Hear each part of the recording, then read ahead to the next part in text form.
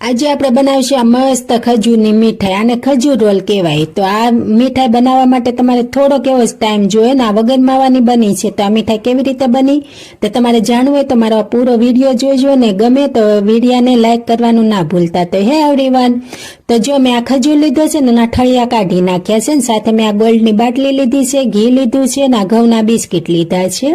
હવે આપણે જે આ બિસ્કિટ છે એને આપણે અડધા લઈ લઈશું ને એના ટુકડા કરી લઈશું કટકા, ને પછી કટકા થઈ જાય ને પછી એમાં આપણે ગોલ્ડની બાટલી નાખી દઈશું અડધી, જેથી આ છે ને એકદમ પોહી જાય બિસ્કિટ।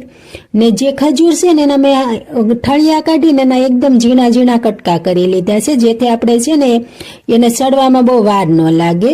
તો હવે આપણે આને પલાળી દીધા છે ને હવે આપણે ગેસ શરૂ કરી દઈશું ને ખજૂરને મૂકી દઈશું ને એમાં ઘી નાખીને થોડુંક એને હલાવતા રહીશું। થોડો ઘણો સડી જાય ખજૂર એટલે આપણે એમાં પછી નાખીશું જે આ દૂધનું કર્યું હતું ને બિસ્કિટ સાથે મિક્સ તે, ને એની સાથે આપણે દૂધે મિક્સ કરી લઈશું। એટલે આ દૂધ નાખવા તમારે માવાની જરૂર નથી પડતી। હવે આને એમને મિક્સ કરીને સડવા દેવાનું છે ને હલાવતું રહેવાનું જેથી નીચે ન બેસી જાય, ને જ્યાં સુધી લોંદો ન થાય ને ત્યાં સુધી તમારે સોડવાનું છે। તો જો આપણે મસ્ત લોંદો થઈ ગયો છે ને દૂધે બધું બળી ગયું છે।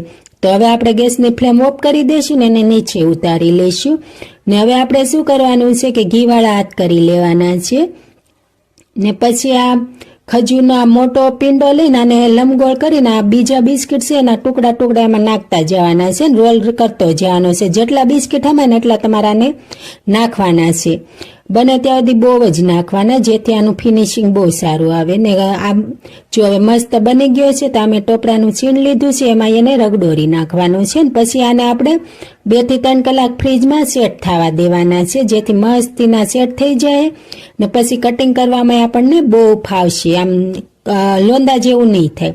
તો જો આપણો રોલ બનીને તૈયાર છે તો બધા રોલ આવા કરશું ને હવે મેં ફ્રીજમાં મૂકી દીધા હતા તો 2-3 કલાક થઈ ગઈ છે। જો હવે આપણા આ ખજૂર રોલ સેટ થઈ ગયા છે તો હવે આપણે એને કટકા કરશું। તો જો મસ્ત કટિંગ થઈ ગયું છે ને ફિનિશિંગ એ બહુ સારું આવ્યું છે। તો આમાં તમે જેટલા બિસ્કિટ નાખશો ને એટલું ફિનિશિંગ મસ્ત આવશે। તો જો આપણા મસ્ત ખજૂર રોલ બનીને તૈયાર છે। તો તમને આ રેસીપી કેવી લાગી છે મને ચોક્કસથી કહેજો, ને મારા વિડીયો ગમતા હોય તો લાઈક શેર ને ચેનલને ફોલો કરવાનું ના ભૂલતા, ને તમારે બીજી કઈ મીઠાઈ શીખવી છે તે પણ મને ચોક્કસથી કહેજો, હું તેનો વિડીયો જરૂરથી મૂકીશ। તો જો આપણા ઇન્સ્ટન્ટ ખજૂર રોલ બની